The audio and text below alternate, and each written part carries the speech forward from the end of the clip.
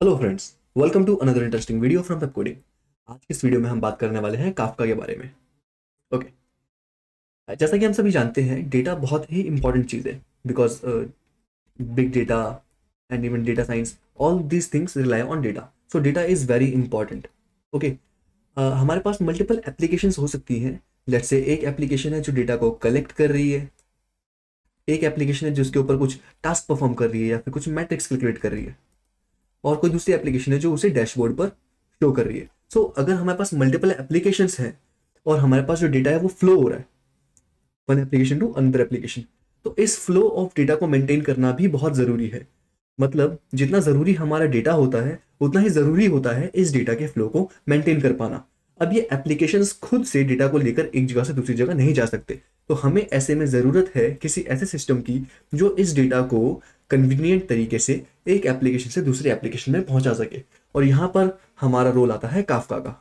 तो इस वीडियो में हम बात करेंगे किस तरह से काफका इस प्रॉब्लम को सॉल्व करता है और किस तरह हमें हेल्प करता है कि हम अपने डेटा फ्लो को मेंटेन रख सके। Let's begin with Kafka. मान लीजिए आपने एक एप्लीकेशन बनाई जिसका काम है मॉनिटरिंग डेटा को किसी दूसरी एप्लीकेशन पर सेंड करना।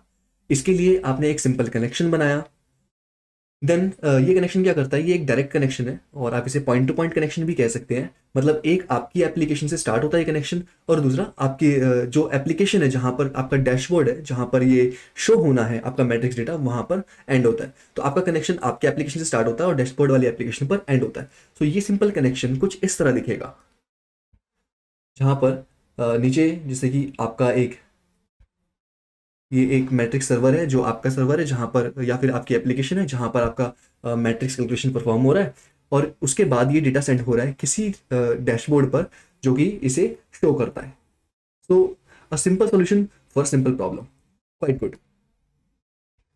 बट आपने सुन सुन आपने रियलाइज किया कि जो आपका मैट्रिक्स डेटा है वो शॉर्टर पीरियड के लिए है और आपको लॉन्गर पीरियड डेटा के ऊपर एनालिसिस परफॉर्म करना है, लेकिन ये टास्क एक डैशबोर्ड के ऊपर पॉसिबल नहीं है।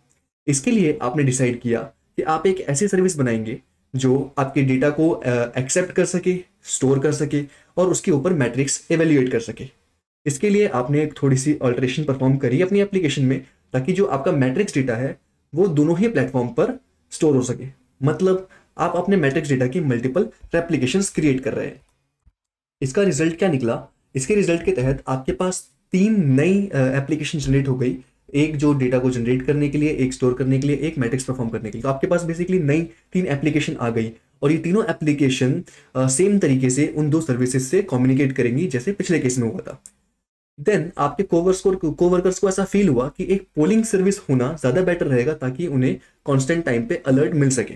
ओके, अलर्टिंग सिस्टम क्रिएट करने के लिए तो इसके लिए आपने क्या किया, you install a server on each of the applications to offer metrics on request, ताकि जब भी कोई मैट्रिक्स की रिक्वेस्ट की जा सके तो उसको प्रोसेस किया जा सके उसी जगह पर जहां रिक्वेस्ट परफॉर्म की जा रही है। तो आपने हर एक सर्वर पर एक एप्लीकेशन इंस्टॉल कर दिया। तो आपका जो नेटवर्क है वो कुछ इस तरह का बन गया, थोड़ा कॉम्प्लेक्स हो गया। बेसिकली आपके पास मल्टीपल फ्रंट एंड सर्वर्स हैं, मल्टीपल डेटाबेस सर्वर्स हैं, स्लेव मास्टर कॉन्फ़िगरेशन है, आपके पास चैट के लिए सिस्टम है, शॉपिंग के लिए सिस्टम है, एंड नीचे आपकी जो मैट्रिक्स के लिए आपने एप्लीकेशंस बनाई थी वहाँ पे आपका matrix UI, matrix analysis, matrix monitoring और डेटाबेस मॉनिटरिंग। तो इन सब के लिए आपके पास ये देखो ये नई तीन एप्लीकेशंस आ गई, और आपका एक डेटाबेस मैनेजमेंट के लिए भी, डेटाबेस मॉनिटरिंग के लिए भी एक एप्लीकेशन है अवेलेबल। सो इस तरह से एक नेटवर्क कॉम्प्लेक्स क्रिएट हो गया। ओके, सो ये तो थियोरेटिकल बात हो गई, बट प्रैक्टिकली ये कॉम्प्लेक्स नेटवर्क किस तरह के दिखते हैं? Okay, so in real life this system becomes like this या फिर दिस। सो जो राइट में इमेज है ये एक फेमस पेंटिंग है। मुझे नहीं पता ये वर्ल्ड में इतनी फेमस क्यों है, बट या one of the famous painting in world.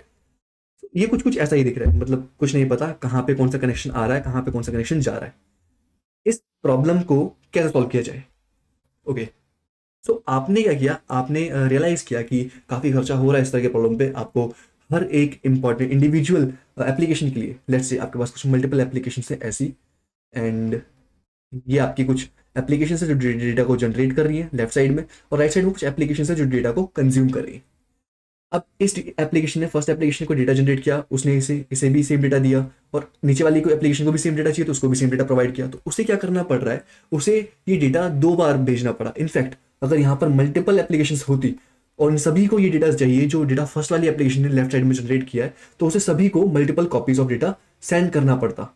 Okay, तो आपको इन सबको एक इंडिविजुअल पाइपलाइन से कनेक्ट करना पड़ेगा। सिमिलरली अगर दूसरी एप्लीकेशंस भी इसी तरह से डेटा सेंड करना चाहती हैं तो आपको point two point pipelines create करनी पड़ेंगी। और जब इस तरह की पाइपलाइंस क्रिएट होती है पॉइंट टू पॉइंट, तो एक बहुत ही ज्यादा कॉम्प्लेक्स नेटवर्क क्रिएट हो जाता है जिसे मैनेज करना बहुत मुश्किल है। ओके, सो इस प्रॉब्लम को सॉल्व करने के लिए आपने क्या सोचा, आपने सोचा कि एक सिंगल एप्लीकेशन बनाई जाए, एक single application that receives matrix. एक सिंगल एप्लीकेशन, जैसे कि आपके पास मल्टीपल एप्लीकेशन है जो डेटा जनरेट कर रही है, तो आपने बीच में एक सिंगल एप्लीकेशन बनाई जो इन सभी से मैट्रिक्स को रिसीव कर लेगी, और जितने भी कंज्यूमिंग एप्लीकेशन हैं उनको रिक्वायरमेंट के अकॉर्डिंग डेटा प्रोवाइड कर दिया जाएगा। और जो आपका नया सिस्टम बना वो कुछ ऐसा दिखेगा, कुछ ऐसा, जहां पर आपने क्या किया, आपके पास ये सारी कंज्यूमिंग एप्लीकेशंस हैं जो आपके डेटा को किसी भी तरह से कंज्यूम करना चाह रही हैं। नीचे आपके मैट्रिक्स जनरेशन एप्लीकेशन है जो आपके मैट्रिक्स डेटा को जनरेट कर रही है, और बीच में आपने एक ये पब सब सिस्टम बना दिया। अभी हम बात करने वाले हैं पब सब सिस्टम क्या होता है इस बारे में। तो एक पब सब सिस्टम आपने क्रिएट कर दिया, या एक एप्लीकेशन क्रिएट कर दी जो इन सभी एप्लीकेशन से डेटा रिसीव करती है और अपने पास स्टोर करके रखती है। और जैसे ही ये वाली एप्लीकेशन जो कंज्यूमिंग एप्लीकेशन है, ये इनसे कोई क्वेरी जनरेट करते हैं कि मुझे ये वाला डेटा दे दो, तो ये वाली जो एप्लीकेशन है, जो सेंटर एप्लीकेशन है, ये उसको वो डेटा प्रोवाइड कर देती है। ये तो सॉल्यूशन हो गया आपके मैट्रिक्स प्रॉब्लम के लिए, जहां पे आपको रियल टाइम मॉनिटरिंग डेटा की मैट्रिक्स स्टोर करनी थी। लेकिन सेम टाइम पे आपने ये देखा कि आपके कुछ को वर्कर्स वो वर्क कर रहे हैं, कुछ वर्कर्स वर्क कर रहे हैं लॉग मैसेजेस के लिए, ताकि वो लॉग मैसेजेस को स्टोर कर सके और सिमिलर वे में एक जगह से दूसरी जगह ट्रांसफर कर सके, या फिर कहीं ट्रांसपोर्ट कर सके। सिमिलरली आपने देखा कि आपके कुछ और को वर्कर्स जो हैं वो इस तरह के एप्लीकेशन पे वर्क कर रहे हैं जो कि आपकी जो यूजर्स हैं, जो क्लाइंट्स हैं, उनके बिहेवियर को ऑब्जर्व करे और एज पर देयर बिहेवियर एक कोई रिपोर्ट जनरेट करी, ताकि वो रिपोर्ट मशीन लर्निंग डिपार्टमेंट में दी जा सके या फिर मैनेजमेंट डिपार्टमेंट को दी जा सके वो रिपोर्ट, ताकि वो उसके ऊपर एक्शन ले सके या फिर क्वालिटी एनहांस कर सके अपने प्रोडक्ट के बारे में। ओके, सो ये जो टीम है ये भी सेम तरह का वर्क कर रही थी, इनको भी सेम तरह की प्रॉब्लम आई, ये मल्टीपल इन्हें पाइपलाइंस बनानी पड़ रही थी one two one, point two point. तो इन्होंने भी ऐसा क्या किया, इन्होंने भी एक सेंट्रलाइज्ड एक एप्लीकेशन बनाई जहाँ पे इनका डेटा आगे स्टोर हो सकता था और रिक्वायरमेंट के अकॉर्डिंग उस डेटा को फैच किया जा सकता था। तो इंडिविजुअल कंट्रीब्यूशन मैट्रिक्स के लिए, लॉग स्टोर्स के लिए, या फिर मैनेजमेंट रिपोर्ट्स के लिए, तो वो एप्लीकेशन कुछ इस तरह की दिखेगी। यहाँ पे आपके पास एक एप्लीकेशन जो मैट्रिक्स परफॉर्म कर रही है, एक है जो लॉग डेटा से डील कर रही है, और एक जो ट्रैकिंग में हेल्प कर रही है। ट्रैकिंग बेसिकली जो आपके यूजर्स या क्लाइंट्स की को ट्रैक कर रही है कि उनकी किस तरह से ट्रैक है, उनकी क्या साइट पे क्लिक्स हैं, किस तरह की कंटेंट पे वो क्लिक कर रहे हैं, और इस तरह की जो रिपोर्ट्स होती है, बेसिकली ट्रैकिंग वाला काम, ताकि एक रिपोर्ट क्रिएट करके मशीन लर्निंग टीम को या मैनेजमेंट टीम को प्रोवाइड की जा सके। ओके, तो अब आता है हमारा पब सब मैसेजिंग सिस्टम। बेसिकली जो हमने देखा एक सेंट्रलाइज सिस्टम जहां पर आप अपने जो आपके ऐसे एप्लीकेशंस हैं जो डेटा को जनरेट कर रहे हैं वहां से उनसे डेटा ले के एक सिस्टम के अंदर स्टोर करते हैं, ताकि रिक्वायरमेंट के अकॉर्डिंग कंज्यूमिंग एप्लीकेशंस को डेटा प्रोवाइड किया जा सके। उस सिस्टम को हम बोलते हैं अपना publish subscribe messaging system. Okay, so formally थोड़ी बात कर लेते हैं क्या होता है सिस्टम। तो publish subscribe messaging system is a pattern in which the sender जो कि हमारा पब्लिशर है, इसे हम पब्लिशर भी कहते हैं, या फिर हम सेंडर कहते हैं जो मैसेज सेंड कर रहा है या फिर जो मैसेज जनरेट कर रहा है। इनफैक्ट ये एक मैसेज सेंड करता है अ पीस ऑफ डेटा, या फिर इसे हम मैसेज भी कह सकते हैं। Does not route it to a specific recipient, मतलब ये किसी स्पेसिफिक एप्लीकेशन को डेटा सेंड नहीं करता। Instead the publisher categorises the message in some way. तो इसकी जगह ये क्या करता है, ये जो पब्लिशर है ये मैसेज को कैटेगराइज कर देता है, अलग अलग डिफरेंट कैटेगरीज में बांट देता है, ताकि जो रिसीवर है या फिर जिसे हम सब्सक्राइबर भी कहते हैं वो अपनी कैटेगरी के अकॉर्डिंग कि उसे किस कैटेगरी का डेटा चाहिए उसके अकॉर्डिंग डेटा को फेच कर सके। To make this easier, PubSub system frequently incorporate a broker, a central place where messages are broadcast. Okay, तो इस काम को और इजी करने के लिए जो PubSub सिस्टम होते हैं उनके पास क्या होता है, एक ब्रोकर सिस्टम। जो हमारा बीच में जो सिस्टम था जो हमने भी बताया कि एक जो प्रोडक्शन या फिर जो प्रोड्यूसर्स हैं या फिर जो हमारे पब्लिशर्स हैं, पब्लिशर्स एप्लीकेशन से जो मैसेज जो डेटा आ रहा है या जो मैसेज आ रहा है उस डेटा को हम बीच में कहीं स्टोर कर रहे थे, तो उस सर्वर को जहाँ पे बीच में डेटा स्टोर हो रहा है उसे हम बोलते हैं ब्रोकर। ओके, सो ये है हमारा ब्रोकर। एंड यहीं पर इसी पब सब सिस्टम के पास एंट्री होती है हमारी लेजेंड की। सो हमारा लेजेंड क्या है इस टॉपिक का?